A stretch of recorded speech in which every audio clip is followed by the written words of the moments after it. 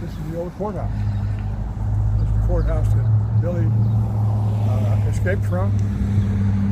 Before it was a courthouse, it was the Murphy Dillon store. It was built in 1874. And they had it here for a few years as a store.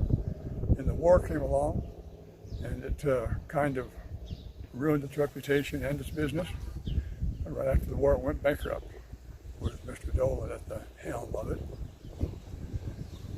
And he sold it to Tom Catron in Santa Fe, and Tom Catron then sold it to the county, and it became the county courthouse.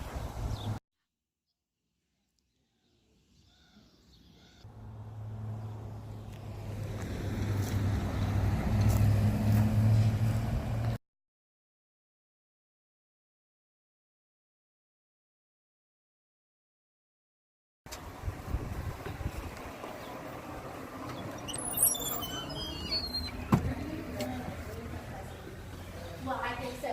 I've tried. She's not real cooperative anymore. Hi. You guys have fun. Thank you. Hello, Herb. Hello, hello. Nice to meet you here at the old courthouse. Are you becoming famous? No, I'm not becoming famous Oh, at all. shoot. Matter of fact, I'm using an alias name. Oh, you are.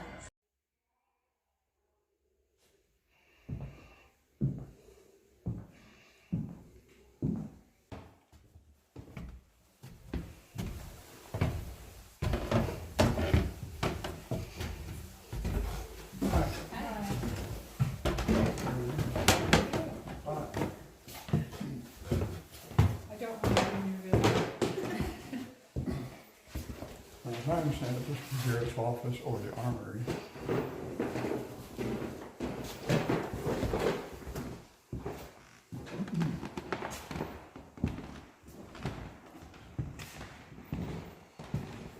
These white lines outline the room.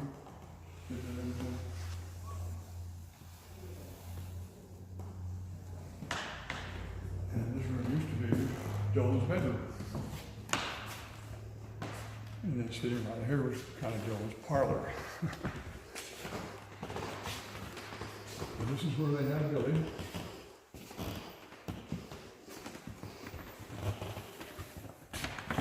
Like you said, it was tied to the floor, chained to the floor. And sat here playing cards and passing the time with Deputy Bell. The other deputy, Ollinger, had taken 4 other prisoners who were in that room over there. It's where the jail with actual bars was. 4 prisoners were there, and Ollinger had taken them across the street to the Wortley for dinner, for lunch. And when he was over there, he heard a bang. And the bang was the shot that Billy fired at the Bell. So he came running across the street to see what the problem was. And he ran into an old fellow named Godfrey Gauss, who was the general handyman around town, but he was also the cook for a little cook place that stood behind the courthouse here. And he heard the shot too. He came running over from the backyard as Bell exited the building from downstairs. And Bell fell into his arms, mortally wounded, and fell to the ground. Godfrey Gauss then went around that side of the building, came out here, ran into Ollinger as he was coming across the street, and Godfrey Gauss said to him, that Billy had just shot Bell, and at that very moment, Billy was standing here at this window with Bell's shotgun loaded with buckshot, holding it out the window, and Bell So the story goes, looked up, saw Billy, and said, well, he killed me too.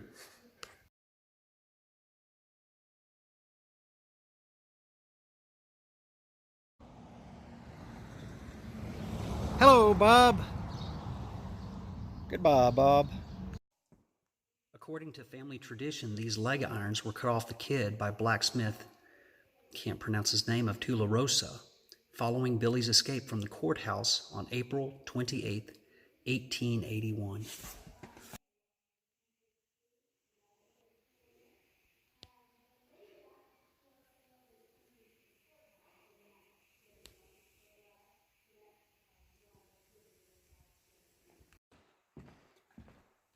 There's actually a Masonic lodge up here on the second floor of the Dolan House.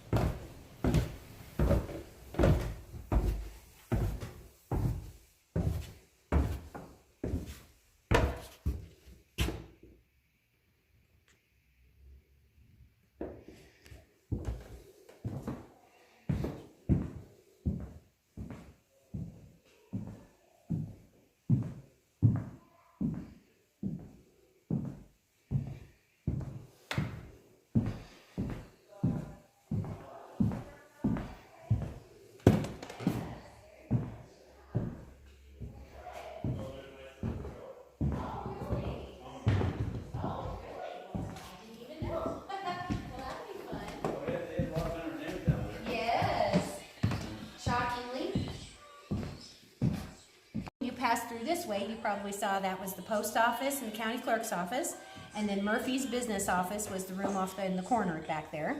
Then these rooms that kind of went along the back were storage rooms, and then the staircase, of course, takes you up to the spot where Billy shot Deputy Bell. And I really wanted to show you this because I didn't think you got to see this before.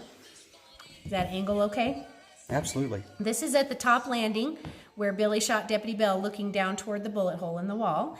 And this, you know, the reason we have this picture is because there's a retired law enforcement gentleman in the community here who likes to go to these historic crime scenes and do modern forensics to see if the story that was handed down lines up with the forensics. So Billy the Kid said he shot Deputy Bell at the top of the stairs. Pat Garrett's report said something a little different. So our friend did a luminol test here. And so that's what this is showing, is the luminol there on the floor. So this would have been maybe 130 something years later since the shooting happened, and you can see that there's, you know, there's some DNA there. And we can't say 100% for sure that it's Deputy Bell's blood because he didn't have any descendants, so there's nobody to compare DNA to. Well, seeing as there's no more blood. Well, and there's nobody else that we know of that was you shot. know, had a reason to bleed that much at the top of the stairs either. So Well, I'm a deputy in Harris County. Are you? That's what we call a clue in law enforcement. Yeah, exactly.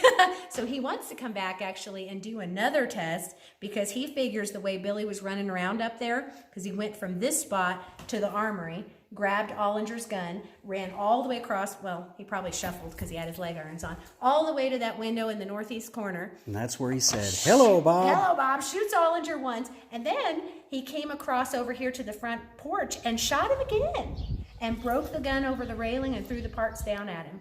Legend tells that he did a little dance. Maybe. I've never come across that. Really? Wouldn't surprise me if he did, but he was not in a hurry to get out of here. He hung around for about an hour. Well, he had killed all the law enforcement in the town. Killed all the law enforcement, exactly. And, you know, the locals were all kind of on his team, so he just hung around until they had time to come in and help him, you know, break his leg irons, and they gave him a horse, and he could throw his leg over the horse, and off he went. Okay, so Tiffany, tell me about the gun and the outhouse and what y'all discovered. Well, this is one of our most common questions that we get because of the movies, that there might have been a gun hidden in the outhouse for Billy by one of the regulators, which is a fantastic theory. The guys had plenty of time to come up with a little scheme like that, so it makes sense that that might have happened. However, our local historian here, Drew Gomber, who used to appear on a lot of shows on the History Channel and all kinds of things about the West, he came up with a very good answer to why that most likely didn't happen. First of all, I don't think it's recorded by Billy or anybody else that that actually happened. But secondly, Drew says if Billy came out of the outhouse with a gun in his hand, why would he wait all the way up to the top of the stairs to shoot the guy? He could have come out of the outhouse, guns blazing, and taken care of business and been gone. So That's an interesting point. Never thought of that. Billy was an unusual kind of outlaw, no question about it. He didn't have the personality of what you would think an outlaw would have, or a bad guy would have. Billy was always jovial, pleasant, always laughing, telling jokes, smiling, always. And everybody who met him couldn't help but like him. People on the other side of the war, of course, didn't like him, but he had lots and lots of friends in this area. And they all loved him. He could be very warm, he could be compassionate, he could be funny and sociable. He danced, he sang, he spoke Spanish fluently. And but he also had this one problem. He liked to shoot people. And he did not hesitate a split second to resort to his pistol. But he didn't go looking around to kill people just to kill them. Like maybe we were talking about John Wesley Hardin, who seemed to have that psychopathic kind of a temperament where, you know, I think he shot somebody for snoring too loud or something like that. Billy wasn't like that, was he? It's hard to say. It's hard to say. The story is that he had killed 21 people by his 21st birthday. Only a few of them have been proven, actual evidence of shooting or killing somebody by Billy. But frankly, it wouldn't surprise me at all if he had killed at least 21 individuals by the time he was 21 years old. He was a practiced pistolier. He was deadly with his pistol. And he was ambidextrous, right? He could use either hand for the pistol. Or actually, I read a report, an account that stated he could fire with both hands. I'm not sure. But with the hand he used, which was the right hand, he was deadly accurate. Garrett was too. Garrett was a crack shot with a rifle or a pistol. He could shoot the whiskers off a fly, just like Billy could. And they both demonstrated that on occasion. Anyway, Billy had this pleasant personality, but in an instant, under the right circumstances, he seemed to turn himself into a very angry and deadly person. He was always the first one to step up when there was danger. He was a natural leader. When he first came here, he wasn't known as a leader, but by the time the war was over, he was the leader of that faction of the Lincoln County War and with his regulators. But everybody liked him. But he would not hesitate to resort to his pistols.